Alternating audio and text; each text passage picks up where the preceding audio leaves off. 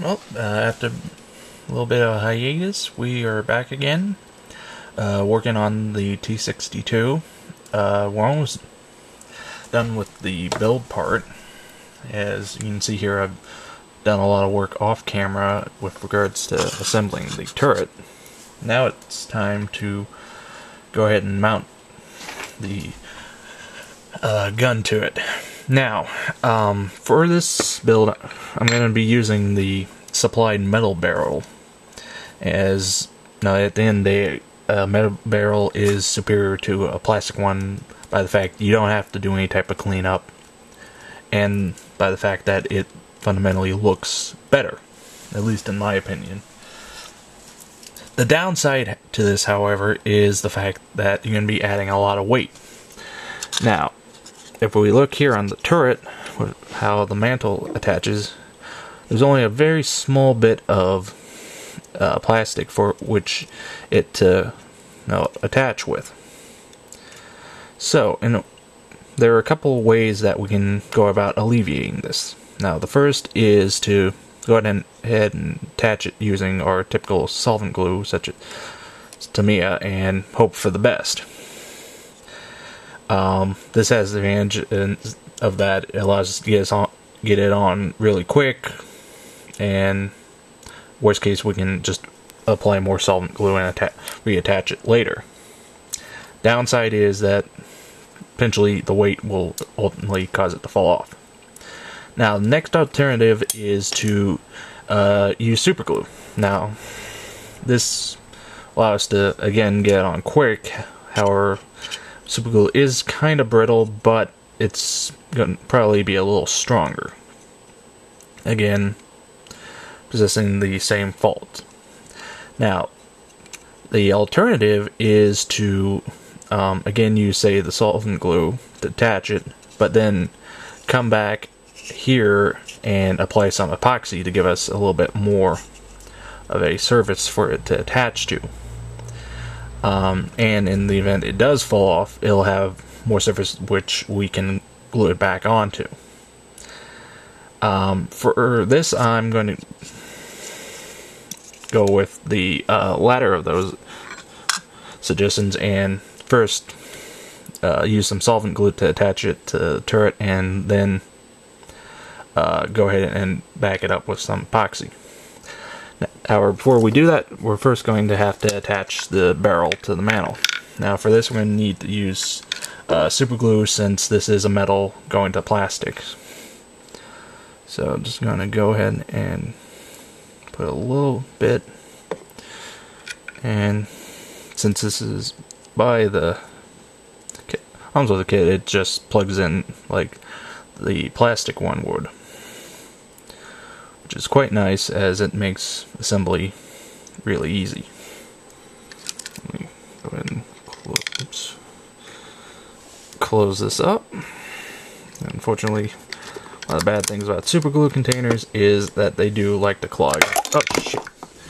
Or do that, and just be a general pain. I'll just close this up now and set that aside. So the next step is obviously to get out our solvent glue and attach it to the turret. And this is where it comes in handy to do some dry and test fitting, just see how good a fit it is just by itself. So you can do as I'm doing and just sort of balance it on like so, which makes applying the solvent glue really easy and simple. So now I'm just going to have to sit and wait for that to dry up before we continue. So, gone ahead and given some time for the glue to set up. So now, ready to apply some epoxy. Now I'm using just a hardware store type epoxy, as it's it's generally a lot cheaper than what you'd get from a hobby store. So I'm just gonna cut off a chunk of it.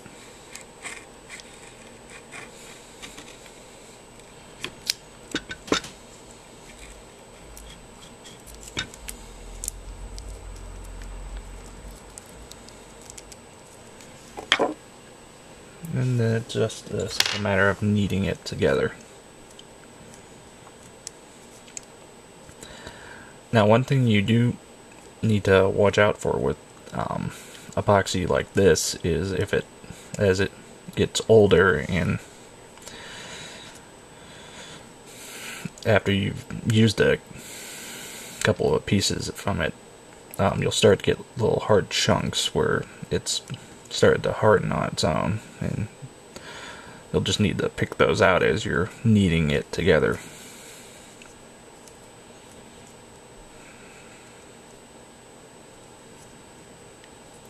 Now, for this application, we don't need to be as perfect or exacting as you might in other circumstances, since this part of the kit's not going to be seen. So it does allow us a little bit of room for slop and error.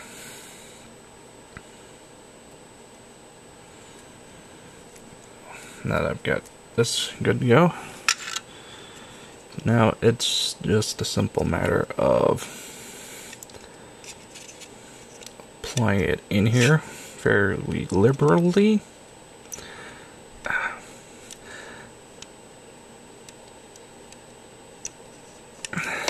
And there we go. Now depending on your circumstances, if you need to have it so it doesn't attach to other parts or what have you, you can apply some and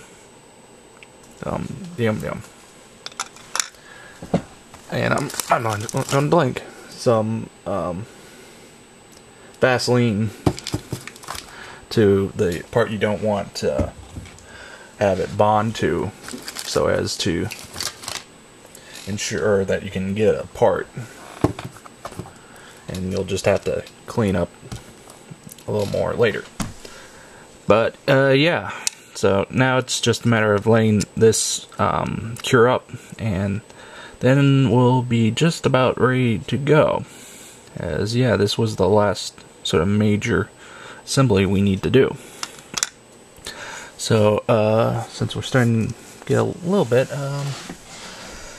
yeah, so we'll pick up once this has set up with what we need to do next.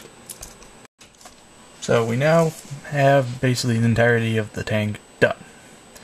And now the next step is to begin painting.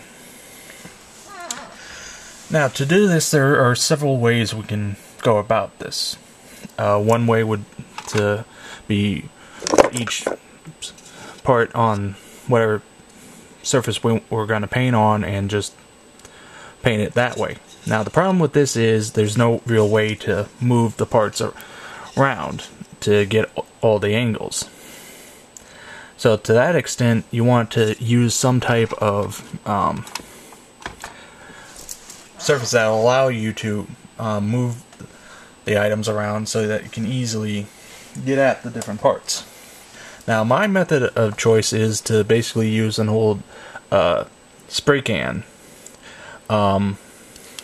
I find this works best for me, as it's big enough to give you enough surface area to sit something on, but at the same time small enough that you can stick it inside it, so you don't have to worry about that.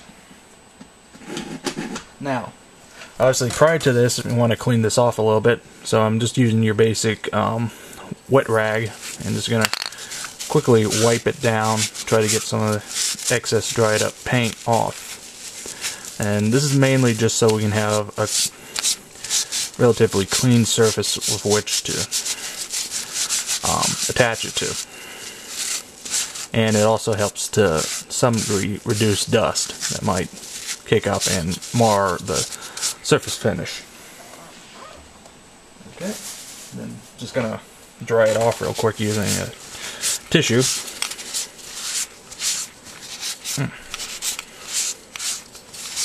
And there we go.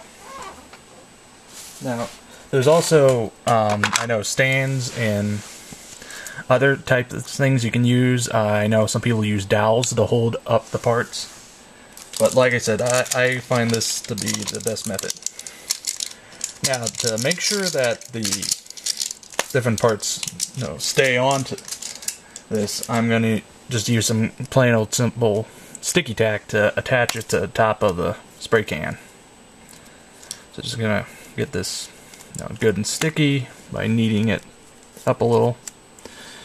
Now, you also want to be careful that none of the areas that you're going to be attaching it to have anything that might pull off. This is mainly just to be careful. Just going to glob it on there in the center, and then do like so. Now, you definitely want to avoid just totally tipping it over upside down. Just be safe, make sure it stays attached. But as I said, this lets you easily adjust it to any angle that you need to the paint. Now, since we're running out of time, I'm going to go ahead and stop it here, and in the next video we're going to talk about priming and painting, as this is especially true since we have the various metal parts. So until next time then.